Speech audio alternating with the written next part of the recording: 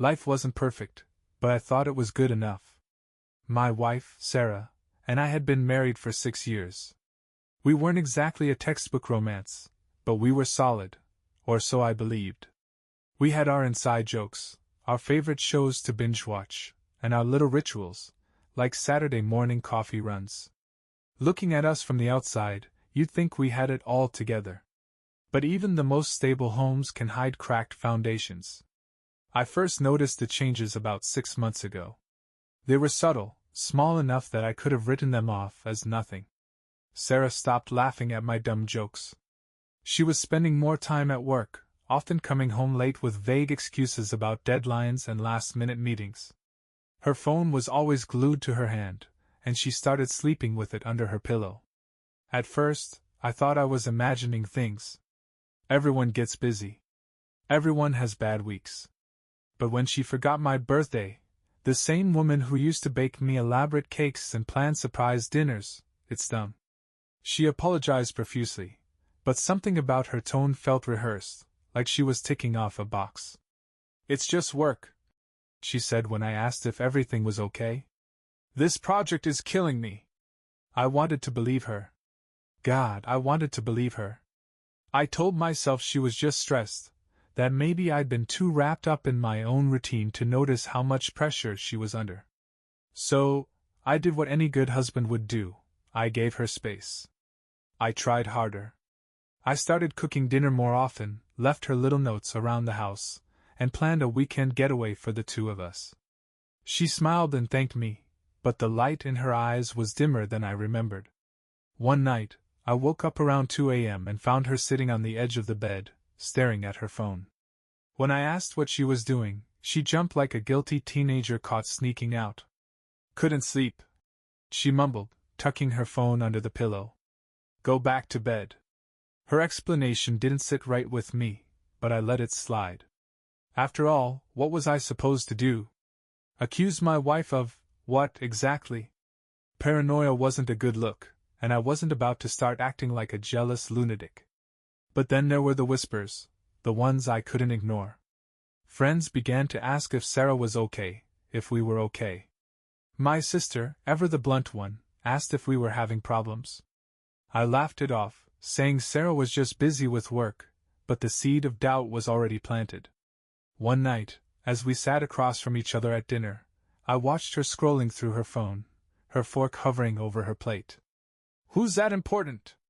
I asked, trying to keep my tone light. She looked up, startled, and then shrugged. "No one. Just a group chat." The lies were piling up, but I didn't have any proof. And without proof, I was just another insecure husband, doubting the woman he'd promised to trust. Still, something in my gut told me to pay attention. I started noticing the little things, how she'd take her phone with her to the bathroom, how she'd glance at it and smile when she thought I wasn't looking. The distance between us grew wider, and I found myself lying awake at night, staring at the ceiling, wondering what the hell was going on. Then came the message. It was late on a Friday night, and I was sitting in the living room nursing a beer, flipping mindlessly through channels. My phone buzzed with a notification from an unknown number. The message was short, just 7 words. "You deserve to know the truth. Ask her." My heart sank. I stared at the screen, my mind racing. Who the hell had sent this? What truth were they talking about? 100 scenarios played out in my head, each one worse than the last. I debated whether to show Sarah the message, but something stopped me. Instead, I saved the number and deleted the text, deciding to dig into it on my own. That night, as Sarah slept soundly beside me, I lay awake, gripping my phone like a lifeline. I didn't know what truth I was about to uncover, but one thing was clear: my peaceful, happy life was no longer as it seemed. The message from the unknown number haunted me. Those 7 words looped in my mind like a broken record, each repetition chipping away at my sense of security. I tried to act normal, but it was like carrying a ticking time bomb in my chest. Every glance Sarah gave me felt loaded with hidden meaning, every word she spoke seemed like a potential clue. The next morning, as she prepared for another work meeting, I decided to dig deeper. While she showered, I grabbed her phone from the nightstand. It was locked, of course, but I'd seen her enter the passcode before, 6-1-2-9. Her birthday. My hands trembled as I typed it in. The screen unlocked, and I felt a rush of adrenaline. I wasn't sure what I was looking for, but I started with her messages. Most of them were innocuous, chats with friends, a few work emails. But one thread caught my attention, a conversation with someone saved as Jenna. I clicked on it, expecting to find mundane talk about nail appointments or yoga classes. Instead, I was greeted by a series of deleted messages. Fragments of a conversation remained, just enough to stoke my suspicion. Last night was.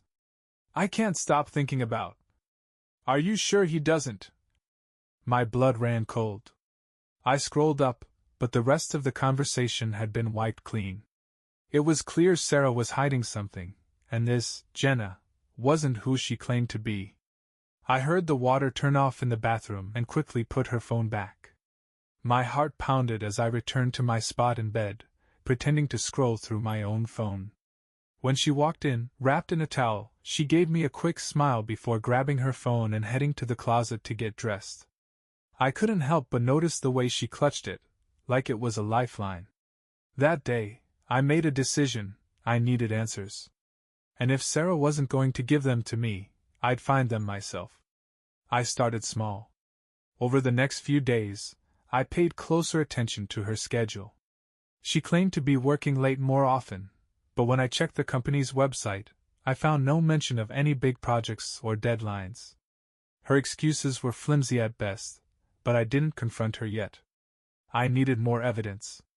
Then came another message from the unknown number. Follow her. You'll see. It felt like a punch to the gut. Someone else knew. Someone was watching her, or us. I wanted to reply, to demand answers, but I hesitated. Whoever was sending these messages clearly had their own agenda, and I wasn't sure I could trust them. Still, their words planted a seed of action in my mind. That Friday, Sarah told me she was heading to an off-site meeting. She kissed me on the cheek and left in a hurry, barely making eye contact. I waited 10 minutes before grabbing my keys and following her. My heart raced as I tailed her car through the city, keeping a safe distance so she wouldn't notice. She didn't head to her office. Instead, she drove to a small cafe on the outskirts of town. I parked a block away and watched as she entered. A man was already seated at a table by the window, his back to me. Sarah approached him, and they hugged, not the quick, friendly kind, but something deeper. Intimate. My stomach churned as I watched them sit down, leaning toward each other like conspirators. I snapped a few photos with my phone, my hands shaking so badly the images came out blurry. It didn't matter. I had enough to know something was seriously wrong. When she came home that night, I pretended everything was normal. I couldn't let her see how much I knew, not yet. But inside, I was falling apart. The woman I'd built my life around, the person I trusted more than anyone, was keeping secrets from me. And whoever Jenna was, they were part of it. As I lay in bed that night, staring at the ceiling, I realized I had two choices: confront Sarah now and risk her shutting me out completely, or keep playing the role of the clueless husband while I gathered more evidence. I chose the latter. If Sarah was hiding something, I was going to uncover every last detail. The next morning, I received another message from the unknown number. You're getting closer. Don't stop now. It felt like a twisted game, but I was determined to win. No matter what it took, I'd find out the truth. And when I did, there'd be no going back. The mysterious messages were driving me insane. Whoever was behind them knew more than I did, and that terrified me. I couldn't shake the feeling that I was being manipulated, but the allure of their cryptic guidance was too strong to resist. If they could lead me to the truth about Sarah, I was willing to follow the breadcrumbs, for now. The following day, as I sat in my car outside work, trying to piece together my next move, my phone buzzed again. This time, the message was different. Meet me. Coffee shop on Main. Noon. Come alone. My pulse quickened. Was this the person who'd been sending the messages? And if so, what did they want from me? I wrestled with my options for a moment, but curiosity won out. I couldn't pass up the chance to confront them and get some real answers. At noon sharp, I arrived at the coffee shop, my eyes scanning every face as I walked in. The place was bustling, filled with people chatting over steaming cups of coffee. A man sitting alone at a corner table caught my attention. He was mid-40s, dressed in a plain gray hoodie and jeans, his face partially hidden beneath a baseball cap. Something about his demeanor screamed secretive. I approached cautiously. "You wanted to meet?" He nodded, gesturing for me to sit. "I wasn't sure you'd come," he said, his voice low but steady. "Who are you?" I demanded, keeping my voice even despite the tension coiling in my chest. "Why are you sending me these messages? Let's just say I've got a vested interest in exposing Sarah's little secret," he replied, leaning back in his chair. "You've been in the dark long enough, don't you think? You know about her and—" I couldn't bring myself to say it out loud. "Who is she seeing?" The man's lips curled into a faint, humorless smile. "You've already met him. You just didn't realize it." Confusion clouded my thoughts. I'd met him? Who could he be talking about? I tried to press for more, but the man shook his head. "I'll tell you everything, when the time's right. For now, let's just say Sarah's not the woman you think she is. And her lover? He's not some random guy. He's dangerous. You need to be careful." The words hit me like a sledgehammer. Dangerous? What was he talking about? "Why are you helping me?" I asked, suspicion creeping into my tone. The man's expression darkened. "Let's just say this isn't my first rodeo. I've got my reasons. Keep digging, but be smart about it. Don't let them know you're onto them." Before I could ask anything else, he stood up, dropping a crumpled napkin on the table. "Everything you need is on there. Good luck." I watched as he walked out, disappearing into the crowd. My hands trembled as I unfolded the napkin. Written in neat handwriting was an address and a single word: tonight. I spent the rest of the day in a fog, my mind racing with possibilities. Who was this man? How did he know so much about Sarah? And what did he mean about her lover being dangerous? The address on the napkin was etched into my brain, a tantalizing clue that could either bring me closer to the truth or lead me straight into a trap. That evening, I parked a block away from the address. It was a rundown apartment complex, the kind of place you wouldn't look at twice. I felt a surge of doubt. Was I really ready for this? My gut told me to turn back, but my need for answers overpowered my fear. As I approached the building, my phone buzzed again. Another message from the unknown number. "Be careful. He's not what he seems." My stomach churned, but I pressed on. I climbed the creaky stairs to the second floor, each step echoing ominously in the dimly lit hallway. The number on the napkin matched a door at the end. I took a deep breath and knocked. The door creaked open, revealing a man I instantly recognized, the one Sarah had hugged at the cafe. His expression shifted from surprise to anger in an instant. "What the hell are you doing here?" he growled, stepping forward menacingly. My heart pounded as I scrambled for words.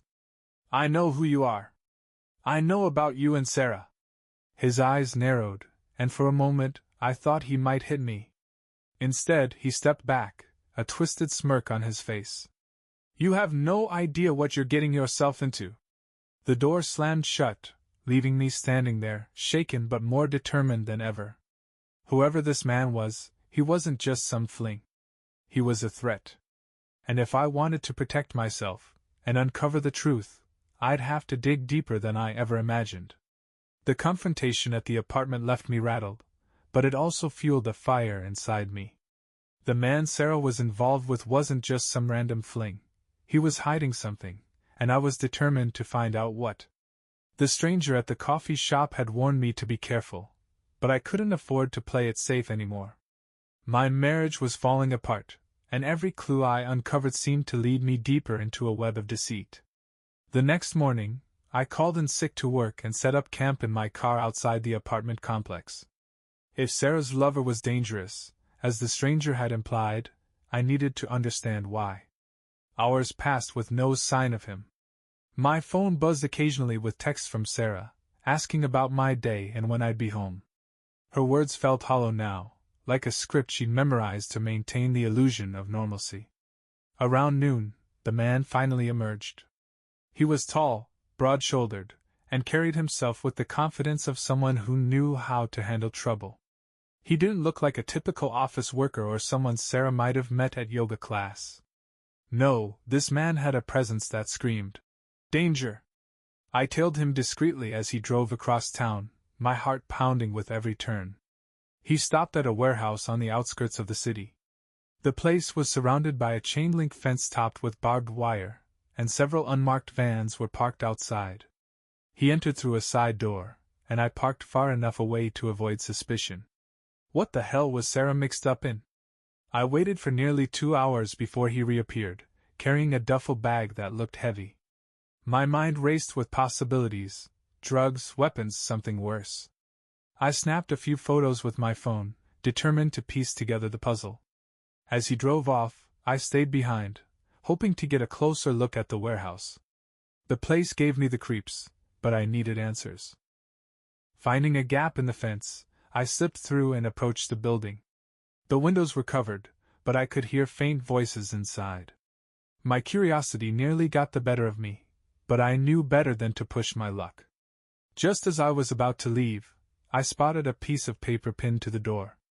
It was a shipping manifest, listing dates, times, and destinations. I quickly took a photo before retreating to my car. Back home, I pored over the photos I'd taken. The manifest mentioned deliveries to multiple locations, none of which I recognized. A quick online search revealed they were all tied to small businesses: a bakery, a dry cleaner, a car repair shop. It didn't make sense. What kind of operation was this?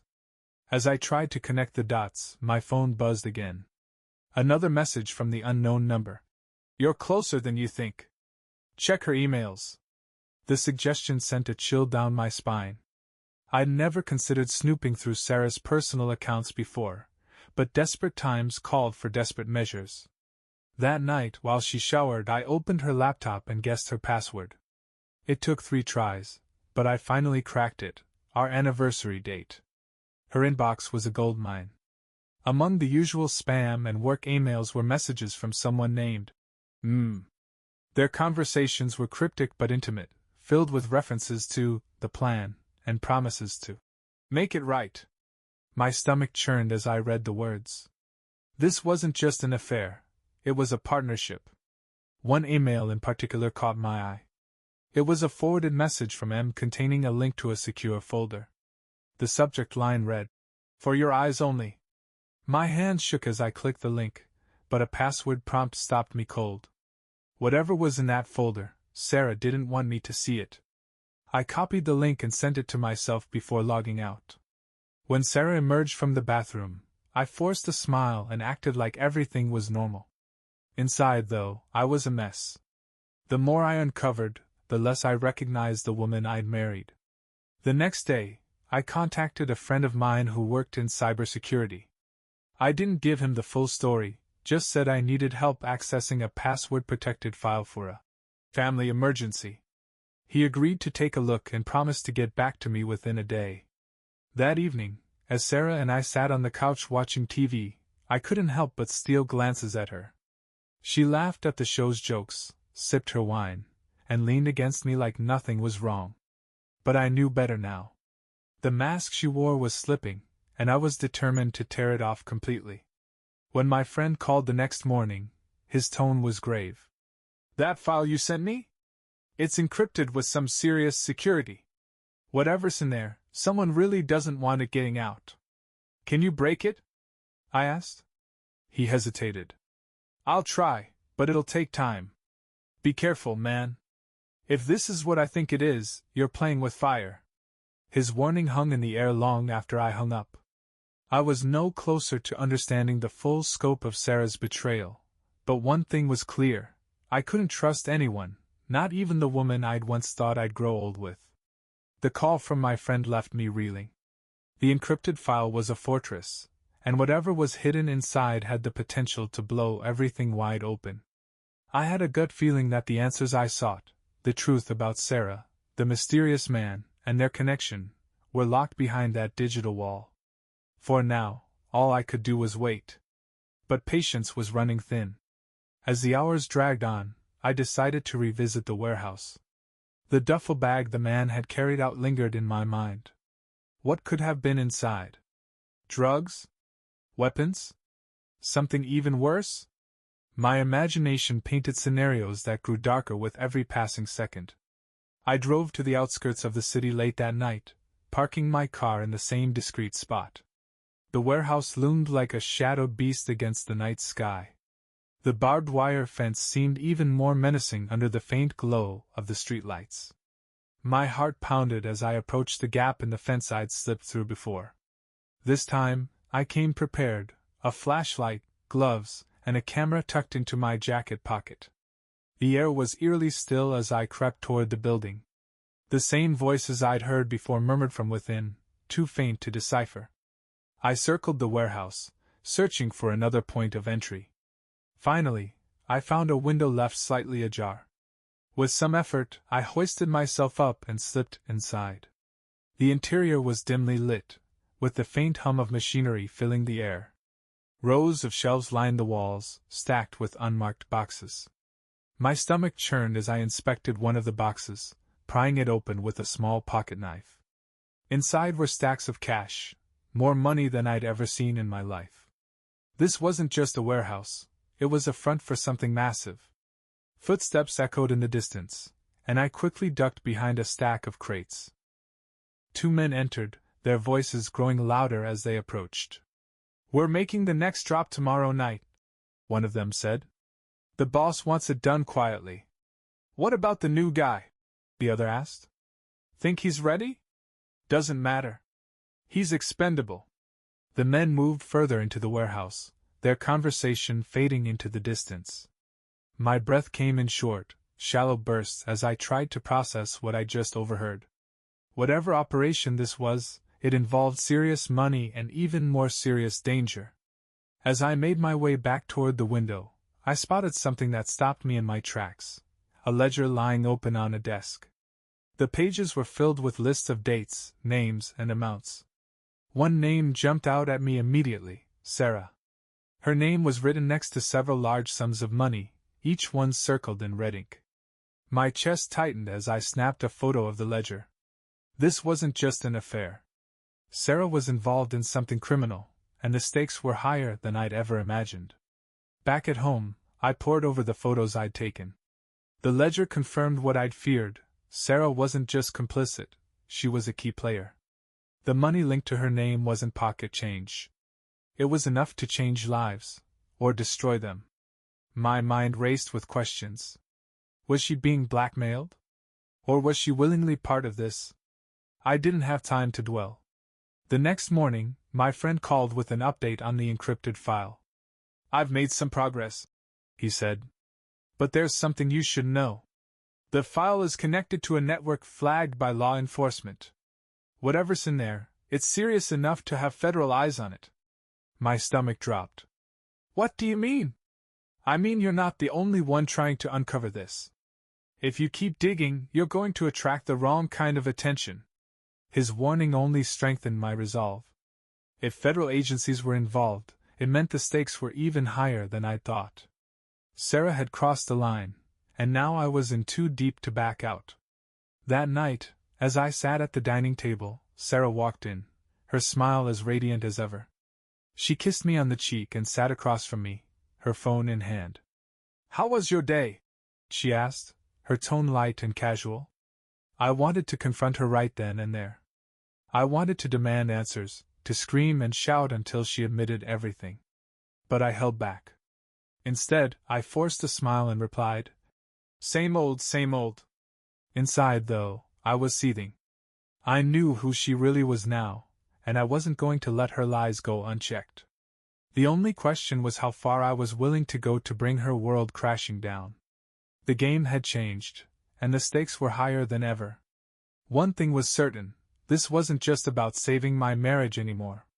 It was about survival. The next morning, the weight of what I'd uncovered gnawed at me. The warehouse, the ledger, and Sarah's name tied to obscene amounts of money. It was a storm brewing in my head. But I couldn't let it consume me. If I let my emotions take control, I'd lose any chance of finding the truth. Instead, I planned my next move with cold precision. I started by visiting my friend who'd been working on decrypting the file. His apartment was a cluttered mess of wires, monitors, and stacks of energy drink cans. He greeted me with a curt nod as he waved me toward the glowing screen. "I've got it," he said, pulling up the decrypted file. "And it's bad. Really bad." The screen displayed a series of documents, emails, transaction records, and photos. My heart sank as I scanned through them.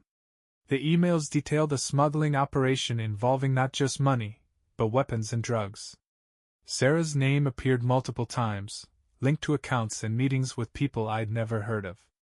"She's deeper in this than I thought," I muttered, more to myself than to him. "This isn't just petty crime," my friend warned. "Whoever's behind this has connections. Powerful ones. If you're planning to go after them, you need to be ready for blowback." I nodded, my jaw tight.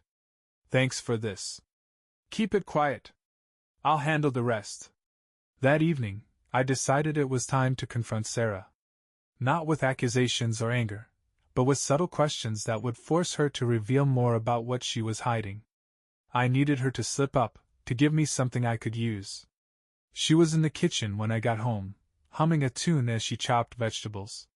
The sight of her acting so normal, so carefree, made my blood boil, but I swallowed my anger and joined her. "How was your day?" she asked, flashing me a smile. "Busy," I replied. "Actually, I ran into an old friend. He works in cybersecurity now. Told me all sorts of crazy stories about hacking and encrypted files. Makes you wonder how many secrets people keep online." Her knife paused mid-chop, just for a fraction of a second, before she resumed. "People can't hide much these days," she said lightly. "The internet sees everything." "Yeah," I said, watching her closely. "Imagine if someone was tracking all your transactions, your emails. Kind of scary, isn't it?" Her smile faltered just a little. "I guess. But I don't have anything to hide." I nodded, pretending to accept her answer. But inside I knew I'd struck a nerve. Later that night, I waited until she was asleep before sneaking into the living room. Her laptop was on the coffee table, and I'd memorized the password long ago. I powered it on and quickly searched through her files. Most of it was mundane, work documents, photos, and playlists. But in a hidden folder buried deep in the drive, I found something that made my heart race. A series of emails between Sarah and someone named Victor. The emails were encrypted, but the subject lines were enough to set off alarms. Delivery confirmed, payment received, next shipment. This wasn't just an affair. Sarah was actively involved in the operation I'd uncovered. And Victor? He wasn't just her lover, he was her partner in crime. I copied the emails onto a flash drive and deleted any trace of my snooping. As I powered down the laptop, I heard a noise behind me. I turned to see Sarah standing in the doorway, her face pale and her eyes wide. "What are you doing?" she demanded, her voice sharp. My mind raced for an excuse, but I knew it was pointless. The look on her face told me she'd already guessed the truth. "I could ask you the same thing," I said, standing to face her. "What's going on, Sarah? What are you hiding?" Her expression hardened. "I don't know what you're talking about. Don't lie to me," I snapped, my voice rising. "I know about the emails.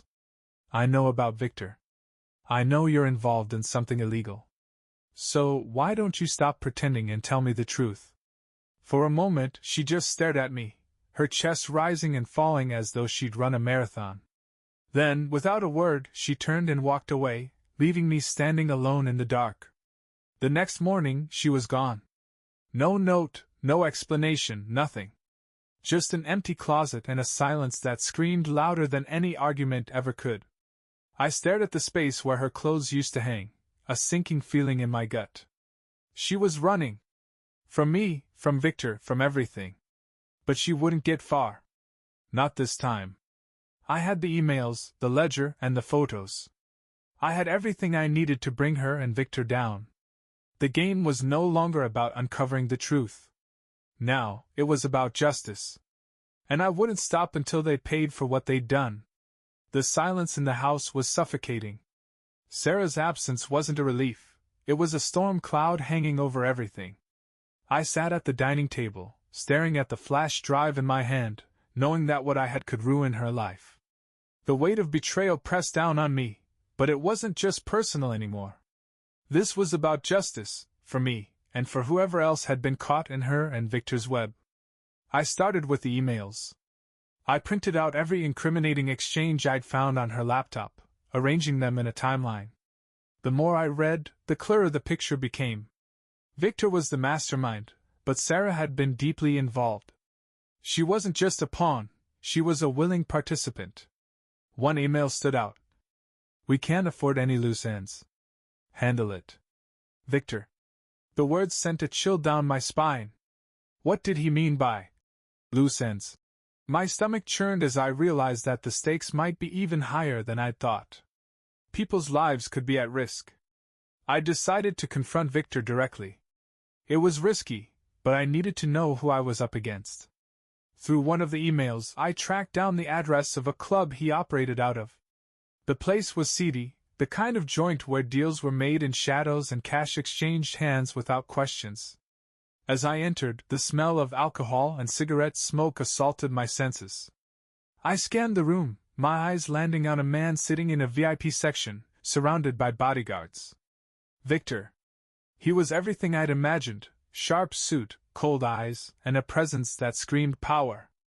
I approached cautiously, my pulse pounding in my ears. One of his guards stepped forward, blocking my path. "I need to speak to him," I said, trying to keep my voice steady. The guard glanced at Victor, who nodded subtly. The man stepped aside, and I found myself face to face with Sarah's lover and partner in crime. "You've got guts coming here," Victor said, his voice calm but laced with menace. "Who are you?" "I'm the guy whose life you've been screwing with," I replied. "I know everything. The emails, the ledger, the shipments. And I've got proof." For a moment, he just stared at me, then leaned back in his chair, a smirk playing at his lips. "You've done your homework. Impressive. But you're playing a dangerous game, my friend. This isn't a game to me." I shot back. "It's my life. And I'm not letting you or Sarah get away with this." His smirk faded, replaced by a steely glare. "Sarah made her choices. She knew the risks, just like I do. But you're out of your depth." "Maybe," I said, pulling out a folder of the printed emails. "Or maybe I've got enough to bring everything crashing down. Walk away, Victor. Or I'll make sure the authorities know exactly where to find you." For a long moment he didn't speak. Then he chuckled, shaking his head. "You've got fire. I'll give you that. But threats like that, they'll only get you hurt." Before I could respond, one of his guards stepped forward, placing a heavy hand on my shoulder. "We're done here," Victor said, waving me off like I was an annoyance. "Get him out." The guard shoved me toward the door, but I didn't resist. I'd said what I needed to say. As I stepped out into the night, my heart raced with adrenaline. Victor wasn't going to back down, but neither was I. Back home, I found another surprise waiting for me. A note had been slipped under my door. The handwriting was unfamiliar, but the message was clear. "You're in over your head. Back off, or you'll regret it." It wasn't signed, but I didn't need a name to know who it was from. Victor's reach extended far beyond what I'd anticipated. He knew where I lived, and he wanted to scare me into submission. But all it did was fuel my determination. If he thought a threat would make me back down, he didn't know me at all. The next morning, I took my evidence to a lawyer. It was time to put the wheels in motion. With the right legal backing, I could expose Sarah and Victor's operation and ensure they faced justice. But I knew it wouldn't be that simple. They'd fight back, and the fallout would be brutal. As I left the lawyer's office, my phone buzzed. Another message from the unknown number. You're getting closer. Don't trust anyone. The words sent a shiver down my spine. Whoever was behind the messages knew more than they were letting on. But were they an ally, or just another player in this dangerous game? One thing was clear, the battle was far from over, and the stakes were higher than ever. The tension was unbearable as I pieced together my next move. Victor's warning and the note left at my door weren't just idle threats. I knew I was walking a tightrope, but the image of Sarah's betrayal burned too hot in my mind to let me stop now. I needed definitive proof to bring them both down, something so damning neither of them could weasel their way out of it. My lawyer had advised me to be cautious, to let the legal process take its course. But I knew I couldn't wait. Victor was dangerous, and Sarah's involvement in his schemes made her just as culpable. The evidence I'd collected so far was strong, but I needed the smoking gun. Something that would leave no room for doubt. I decided to follow Sarah. That evening, I parked a block away from the house and waited. Hours passed, and just when I thought she wouldn't show, her car pulled into the driveway. She stepped out, looking over her shoulder as though she knew someone was watching. I ducked down, heart pounding as she walked to the front door. She didn't even pause before unlocking it and slipping inside. I crept closer, staying in the shadows. Through the window, I could see her pacing the living room, her phone pressed to her ear. I couldn't hear what she was saying, but her frantic gestures spoke volumes. This wasn't a casual conversation. She was upset, maybe even scared. Whatever was going on, it was big. As she hung up, her body tensed. She moved toward the bookshelf, pulling down a thick, leather-bound book. My stomach dropped as I realized it wasn't a book at all. She opened it to reveal a hidden compartment filled with papers. Cash, documents, and what looked like a key. I grabbed my phone and started recording through the window. Sarah pulled out one of the documents, scanned it quickly, then stuffed it into her purse along with the key.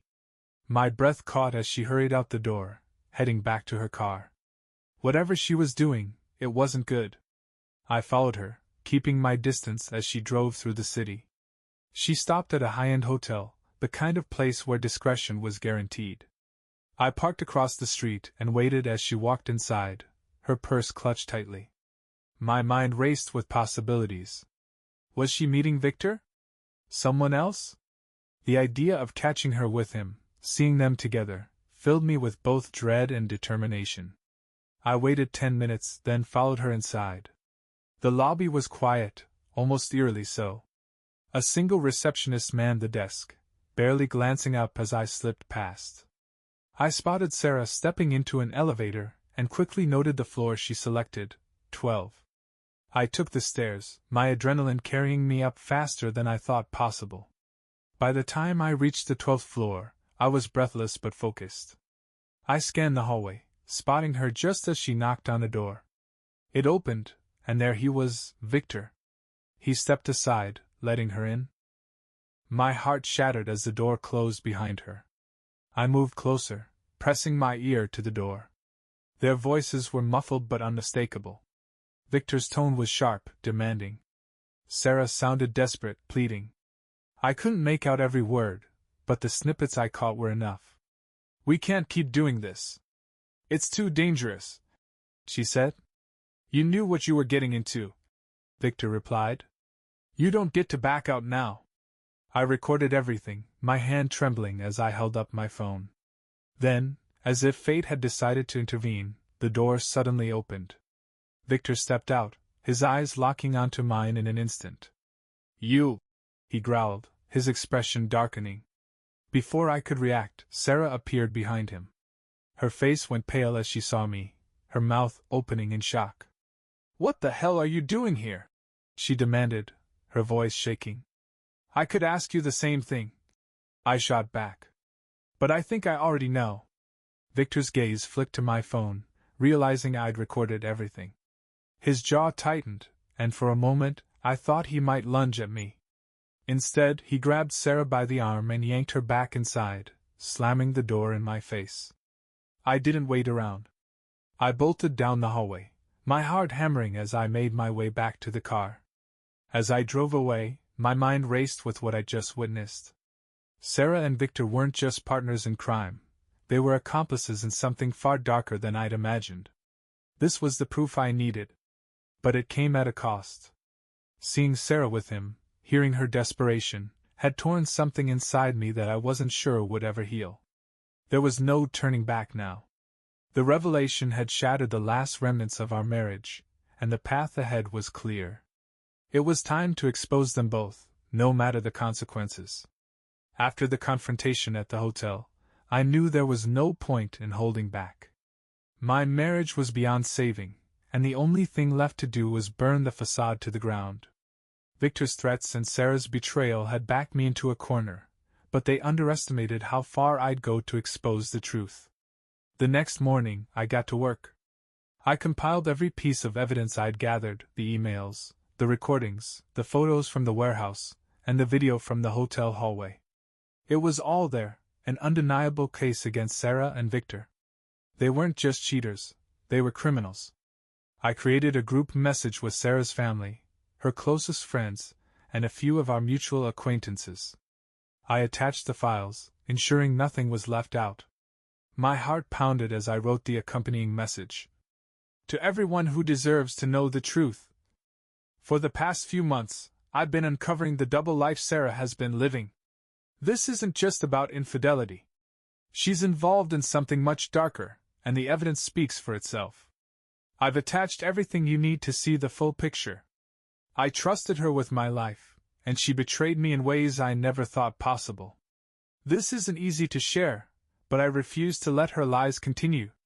Do with this information what you will. My name. ***. With one final deep breath, I hit send. There was no turning back now. The fallout was immediate. My phone lit up with calls and messages, some from Sarah's family demanding answers, others expressing shock and disgust at what they'd seen. I ignored them all. My part was done. The truth was out, and it was up to them to decide how to react. Within hours, Sarah's social media accounts went dark. Mutual friends told me her family had confronted her, and it hadn't gone well. She tried to defend herself, but the evidence was irrefutable. Even her most loyal supporters had turned against her. Meanwhile, I received an anonymous text from Victor. "You've made a big mistake. You think this is over? It's not." His words sent a chill through me, but they only strengthened my resolve. I'd anticipated his retaliation, and I wasn't about to back down. The legal system was my next weapon. With the evidence I had, I filed a detailed report with the authorities, naming Sarah and Victor as key players in their criminal operation. My lawyer assured me it was only a matter of time before they'd be forced to face the consequences. That evening, I received a call from one of Sarah's friends, Emily. Her voice trembled as she spoke. I had no idea. None of us did. How could she do this to you?" I didn't have an answer. I didn't know how someone I'd loved so deeply could betray me so completely. All I could say was, "People aren't always who you think they are." By the end of the day, Sarah's world had crumbled. Her family disowned her, her friends abandoned her, and her reputation was in shambles. She'd lost everything, and it was all because of the choices she'd made. But despite the satisfaction of seeing her exposed, I couldn't shake the hollow ache in my chest. I'd wanted justice, but it felt like a Pyrrhic victory. The life we'd built together was gone, reduced to ashes by lies and betrayal. Still, there was one final piece of the puzzle to deal with: Victor. His threats weren't idle, and I knew he'd come after me if I didn't strike first. The battle wasn't over yet, but I was ready. He'd underestimated me once, and he wouldn't get the chance to do it again. Victor's threat lingered in my mind like a storm cloud. He wasn't the kind of man to let things go, and I wasn't naive enough to believe I could avoid confrontation forever. But I wasn't the same man I'd been weeks ago, sitting clueless in my own home while Sarah built a second life behind my back. I was ready for him. The police investigation was underway. My lawyer assured me that my evidence was airtight. Sarah and Victor's operation was unraveling, and it was only a matter of time before the authorities caught up with them. But waiting wasn't an option. Victor had made it personal, and I needed to ensure he couldn't hurt me, or anyone else. 2 days after exposing Sarah, I received a tip from an unexpected source, the anonymous texter. "Victor's making his move. He'll be at the docks tonight. 10 p.m. Be careful."